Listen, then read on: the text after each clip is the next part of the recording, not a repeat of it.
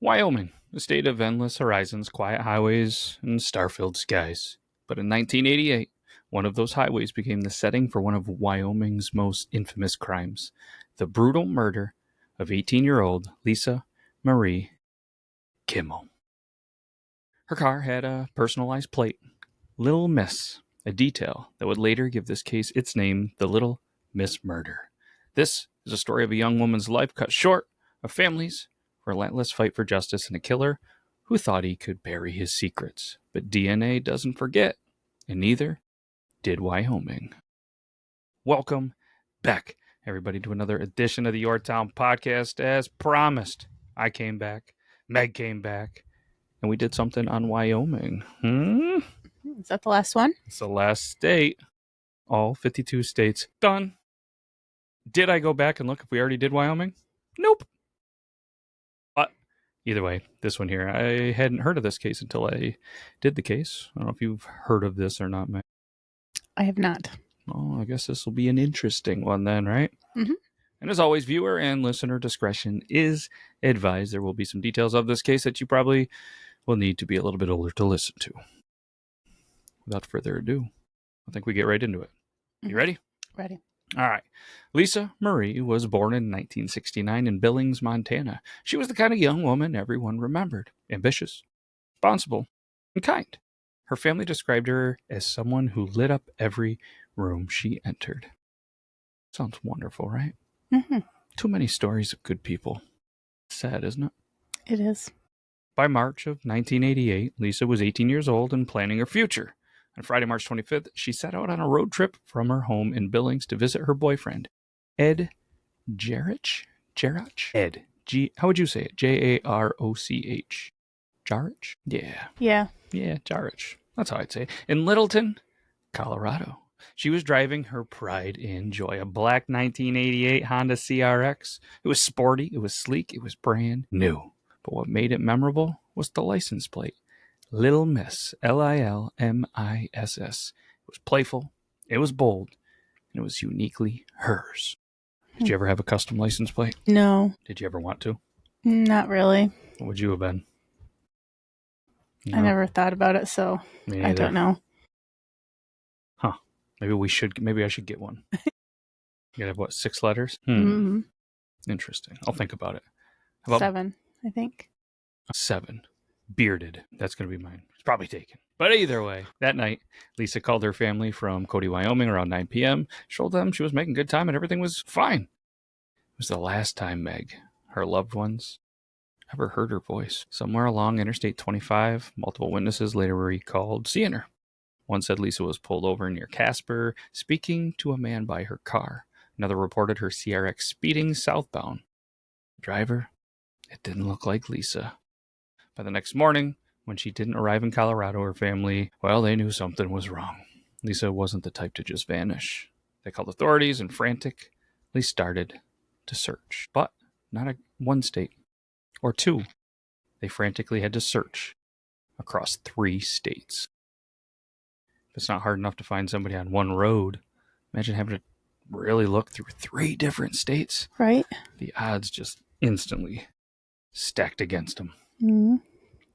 8 agonizing days later, on April 2nd, 1988, a fisherman made a chilling discovery. Bless you, Meg. Sorry. In the North Platte River, about 20 miles outside Casper. It was unfortunately Lisa's body. She had been bound, she had been assaulted, stabbed. They said, I think, at least 6 times. The autopsy confirmed that the attack was brutal and very intentional. It's sad. It's unbelievable. In her car was nowhere to be found. The distinctive black Honda CRX with Little Miss plates somehow vanished. For investigators, the missing vehicle was a critical piece of the puzzle, and its absence left them more questions than answers. They interviewed hundreds of people, truck drivers on I-25, locals who may have maybe seen something, anyone who might have crossed paths with Lisa.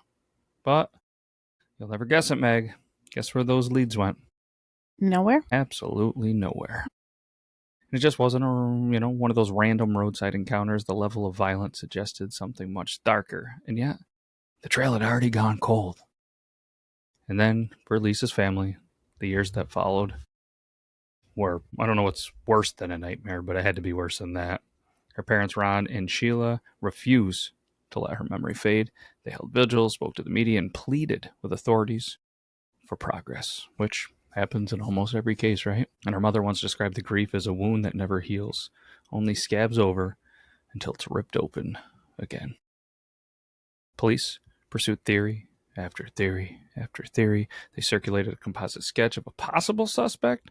Some suspected a serial killer that was passing through Wyoming. Others thought it could be an acquaintance, maybe from Montana. But no one was ever arrested. And Lisa's car, that black Honda with those little miss plates, still remained missing. Without it, investigators felt like they were missing a cornerstone of the case.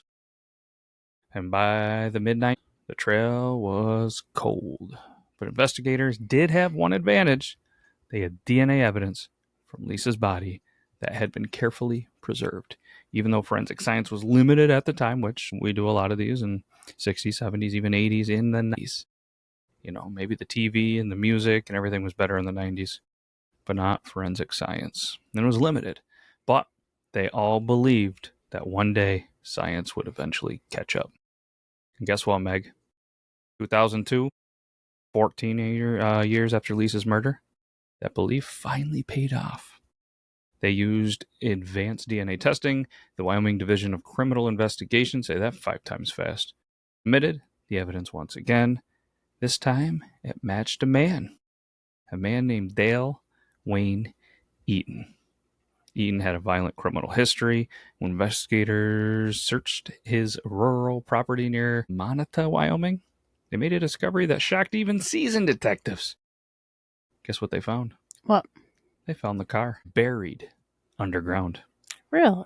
The black Honda CRX, still intact, still carrying the little misplate, hidden beneath the earth for almost 15 years. You don't hear that often. Right? No, how hard it would have to be to bury a car? I was thinking like a lake or something.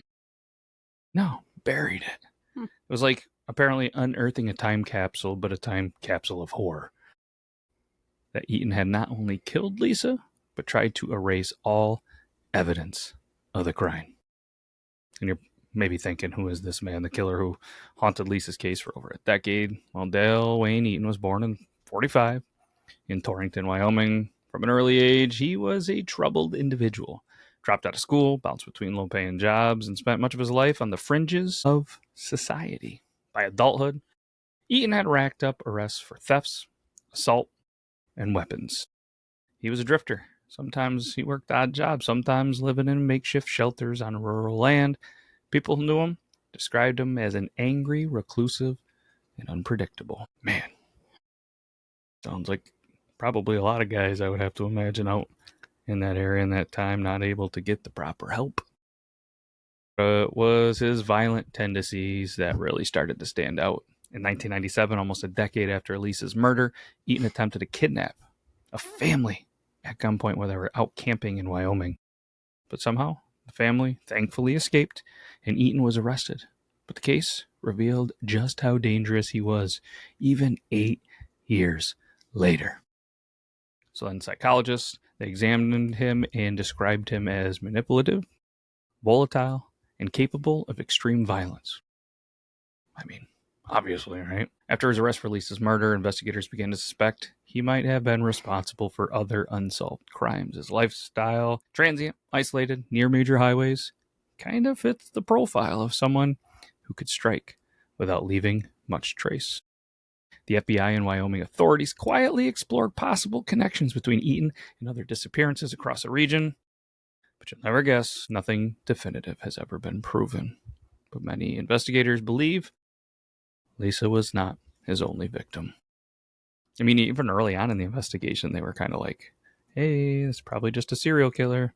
Right. Some guy out there killing on major highways. Isn't it crazy that there was a lot more deaths on major highways than a lot of back roads in like the 70s, 80s? It seems like it was, you know what I mean? The I-95, the I-this, the I-this. It's crazy to think. So, 2004, Dale Eaton finally stood trial for Lisa's murder. Prosecution's case was ironclad. DNA placement at the crime. The buried Honda CRX was a damning piece of physical evidence. Is testified about Lisa's last known movements. Eaton's defense tried to cast doubt, but his demeanor in court only reinforced the prosecution's narrative. He was described as cold, detached, almost indifferent to the proceedings. Guess what, Meg? Do you think the jury took a long time? Yeah. They didn't. Eaton was convicted of first-degree murder, kidnapping, and assault. He was sentenced to death, becoming the only person on Wyoming's death row. Interesting. Usually it takes forever. Yeah, they Seems like in all these. right. They were ready to go, ironclad. Wyoming's only person on Wyoming's death row. That's a little tidbit for a trivia night. Huh? For the Kimmel family, it was justice. It wasn't relief, though. I mean, obviously, nothing's going to be able to bring back Lisa. But they had an answer, which in a lot of cases, there's no justice, there's no answer, there's no arrest. They knew who had taken their daughter from them. Eaton, he had legal battles that, well, just didn't end in his conviction. In 2004, federal appeal court overturned his death sentence, ruling that his defense attorneys had been ineffective during the penalty phase of this trial. You know what I mean? Like, how is that a thing? Like, 2014, this guy, he murdered someone, but they're not going to put him in the death penalty because his lawyers they didn't do their due diligence. They weren't good enough in that phase of the trial. That's weird. It is. The conviction stood, but the death penalty, it was off the table. For Lisa's family, it was another painful twist in a decade-long ordeal. He then remained in prison, where he spent the rest of his life. In September 2021, at the age of 76, he died behind bars. But even death, questions linger. Was Lisa his only victim, or just the only one investigators could prove? I could potentially see, maybe as like a judge or something. Yeah, they weren't good. Let's keep him alive. Maybe eventually he'll talk. Maybe on his deathbed. Maybe here. I mean, if they're putting him down to the death penalty, what's he? Maybe over time he'd tell a cellmate. He'd tell something, and then other families on these unsolved cases. But it didn't happen. Yeah, I can see that. I mean, that's a little bit of something I might be able to see. But the Little Miss Murder remains one of Wyoming's most haunting cases. And our first, maybe second one of the state. You know, it shows the power of science, how DNA preserved carefully for years can finally break a case wide open. Shout out to those detectives and the people in that Wyoming Police Department that were like, hey, someday science could be good. So it seemed like there was a lot of cases we've done, even the one we did last week, where they were just kind of like, why doesn't everybody just come check out this crime scene? We'll just contaminate everything. So shout out to them. That's good. I still can't believe the car was buried. I know, I'm trying to think, like, how do you, I mean, obviously you got to have some big equipment, you would think, but how does a guy like him? Well, I guess if you have years and years and a shovel, you could chip away at it, I'd imagine. I'm not gonna, but I guess if you're that crazy to kill somebody, crazy enough to bury a car, it's a lot of moving dirt, though. You got to get it all out and cover it right back up. Right. Yeah, that's crazy. But so was he. And even then, you'd still have too much dirt.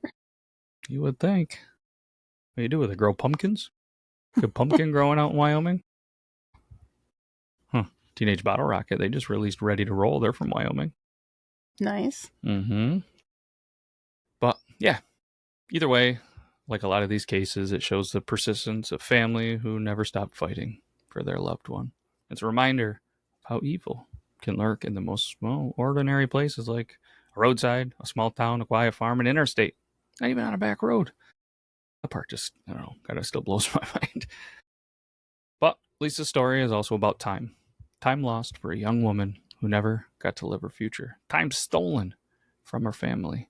And time that eventually delivered justice, even if it came decades way too late. What do you think, Meg? Anything else on this? No. No? All right. I'll wrap it up. Yeah. Let me hit him with the outro. Hit him with the outro. It's a pretty good one. 1, 2, pal. 1, 2, pal. If you made it this long, it's intro time. Outro time. I was going to say, we're going to start. Back. Yeah, they could go back and listen to it again. It'd be all right. Yeah, okay. Yeah, we're good with it. On a lonely Wyoming highway in March of 1988, my brother was about a month old. Lisa Marie Kimmel's life was stolen. For years, her killer, walked free, trying to figure out how to bury a car because he thought everything was good. His secrets were good because he thought it was buried forever. But DNA doesn't forget. The story of the Little Miss Murder is more than a crime tale. It's a testament to persistence, to the fight for justice, and to a family's refusal to let their daughter's name fade into silence. This has been the YoreTown podcast. Thanks for listening. Meg, thanks for being here. And thanks to everybody who listened to all 52 of the states. It took us a long time. I think we're on like episode 120, almost 130. We kept getting sidetracked. We got a lot of sidetracked. And let's be honest, we did a lot of local stuff to start. Yeah. You know, there was even a different co-host to start. Mm-hmm. But here you are, date night. Getting ready to gear up for another week. A crazy week. Uh-huh. But we'll get through it just like everybody here. Got the baking all done today, though. We do.